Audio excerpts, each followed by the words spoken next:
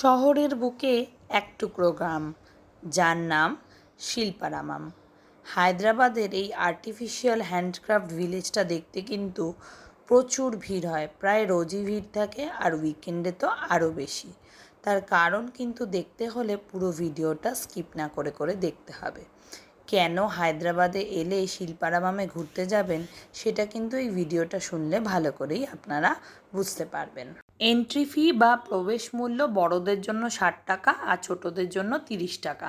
ঢোকার মুখেই সোজাই দেখতে পাবেন যে বেশ কয়েকজন মহিলা বসে থাকেন যারা মেহেন্দি আর্টিস্ট। ওরা আপনাকে বারবার ইনসিস্ট করবে মেহেন্দি পরার জন্য। সেই মতো আমরা টিউলিপকে বললাম, তোর যদি ইচ্ছা হয় একটু মেহেন্দি পরে নে। একদম সস্তার মধ্যেই ওরা মাত্র 10 মিনিটে মেহেন্দি পরে নেয়। আর এই যে আমাদের হ্যান্ডক্রাফটের জিনিসপত্র শুরু, কি দারুণ না! সব কটা দেখে নিয়ে নিতে ইচ্ছা করছে। এই দোকানটায় মূলত কাঠ এবং রড আয়রনকে বেস করে বিভিন্ন রকমের ছোট বড় আসবাবপত্র, ঘর সাজানোর জিনিস তৈরি হয়েছে। আমরা মোটামুটি এগুলো দেখছিলাম, দাম দর করছিলাম। দাম বলতে গেলে খুব কমও নয়, আবার খুব যে বেশি আকাশ ছোঁয়া বা সাধ্যের মধ্যে নয় সেটাও না। বিভিন্ন ধরনের কিন্তু খেলনা, শোপিস, ল্যাম্পসেট, বিভিন্ন জিনিস। আর এই দোকানটায় দেখুন, সেই ছোটোবেলায় আমাদের মা ঠাকুমা দিদিমারা যেমন ইউজ করতেন বেতের জিনিসপত্র, সেগুলো বিক্রি হচ্ছিল। ভীষণ অ্যাট্রাকটিভ। কোকো তো ওগুলো নিয়েই খেলছিল, ততক্ষণে আমাদের চোখ পড়েছে এই হ্যান্ডক্রাফটেড স্লিং ব্যাগগুলোয়। খুব সুন্দর এই মোবাইল রাখার জন্য বা টুকটাক বেরিয়ে যাওয়ার জন্য যে ব্যাগগুলো আমাদের লাগে। আবার অফিস ব্যাগও ছিল খুব সুন্দর সুন্দর। আমি টিউলিপের জন্য একটা ব্যাগ নিয়েছিলাম, সেটার দাম ভীষণই কম ছিল। দামটা আর আমি এখানে উল্লেখ করছি না, তবে হ্যাঁ, ওরা কিন্তু প্রথমে অনেকটা বেশি বাড়িয়ে দাম বলে। সেটা আপনাকে ভালো করে বার্গেন করে বা দাম দর করে নিজের মতো করে কিনে নিতে হবে। ঘুরতে ঘুরতে চোখ গেল এই কাগজ ফুল গাছটার দিকে। গোলাপি এই গাছটার সামনে নীল, লাল, সবুজ বিভিন্ন ধরনের আলোয় এত জমকালো লাগছিল যে আমি একটু নিজেকে নিয়ে ভিডিও না করে পারলাম না। অদ্ভুত সুন্দর একটা মনোময় দৃশ্য যেন মনে হচ্ছিল। যথেষ্ট দারুণ ছিল জায়গাটা। আর সেই সঙ্গে দেখুন এই ছোট্ট ছোট্ট ফুলের গাছগুলো, ফুলের চারাগুলো মাটিতে লাগিয়েছে। আর এই দেখুন বেতের ল্যাম্পশেড, ফুলের সাজি, আরও কত কিচ্ছু।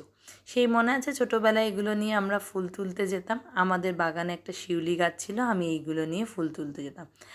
আর আমি হচ্ছি একদম বাসন প্রেমী।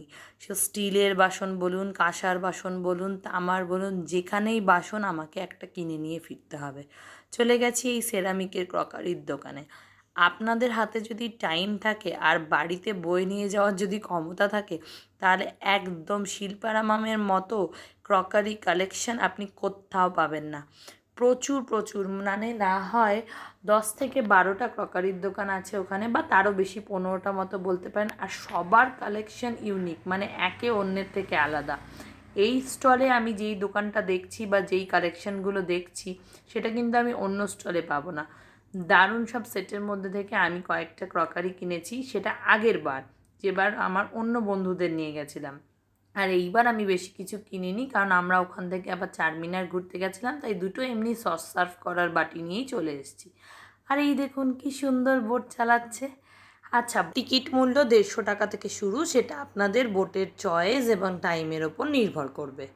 টিকারা স্টাইলের এই বোটটা যখন ভেসে আসছিল, দুর্দান্ত লাগছিল দেখতে। আর ওই দেখুন পিছু পিছু আসছে একটা রানী হাঁস, কি কিউট তাই না? কথায় দুর্দান্ত। তো জল কিন্তু অনেকটা অনেকটা জায়গা জুড়ে এই বোটিং এরিয়াটা, মানে হাতে যদি টাইম থাকে তাহলে আপনারা সকালে বা সন্ধ্যায় বা দুপুরবেলা যে কোনো টাইমে আপনারা বোটিং করতে পারেন। আর এই দেখুন এই ছোট্ট সাঁকো বেয়ে আমরা আবার এই জলের ভাগটাকে অতিক্রান্ত করে ওপারে চলে গেছিলাম। আরে বাবা, বলতে বলতে এইটার কথা আমি ভুলেই গেছিলাম। দেখছেন গরুর গাড়ি চলছে কেমন? এবার বুঝতে পারছেন তো কেন এটাকে ভিলেজ বলছে। আর এই দেখুন কোকো গরুর গাড়ি দেখেই প্রথমবারও গরুর গাড়ি দেখছে, দেখে এত এক্সাইটেড যে ছুট দিয়েছে। জয় কোনো রকমে ওকে ম্যানেজ করে হাত ধরে সরালো। কি মজা লাগছে না, শহরের মধ্যে দিয়ে গরুর গাড়ি চলছে।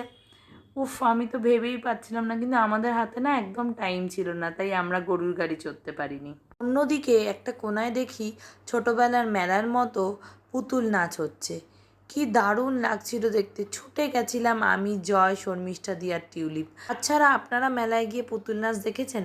কমেন্টে জানাবেন আমাকে। এবার দেখে নিন হচ্ছে এই পুতুল নাচের যে দলটি এসছিল ওখানে স্টল দিয়েছিল, তারা এসছিলেন গুজরাট থেকে। বিভিন্ন রকমের খুব চেনা পরিচিত হিন্দি এবং গুজরাটি ফোক সংসগুলো ওরা পুতুল নাচ করে দেখাচ্ছিল। খুব সুন্দর লাগছিল দেখতে, মানে অনেক দিন পর যেন ছোটোবেলাকে এক মুহূর্তের জন্য হাতে পেয়েছিলাম। আর এই দেখুন এখানে একটা গ্রাম্য থিমে কি সুন্দর কুমোর কামার এবং চাষি ভাইয়াদের মূর্তি বানিয়ে প্রপার একটা গ্রাম্য থিম দেওয়ার কিন্তু অনবদ্য চেষ্টা করা হয়েছে এই শিল্পারামামে। আর কোকো ইতিমধ্যেই ওই গুজরাটি পুতুল নাচের স্টল থেকে এই ঘোড়াটা নিয়ে নিয়েছে এবং তার ওপর উঠে ঘোড়ার টকবক টকবক নাচন শুরু করে দিয়েছে।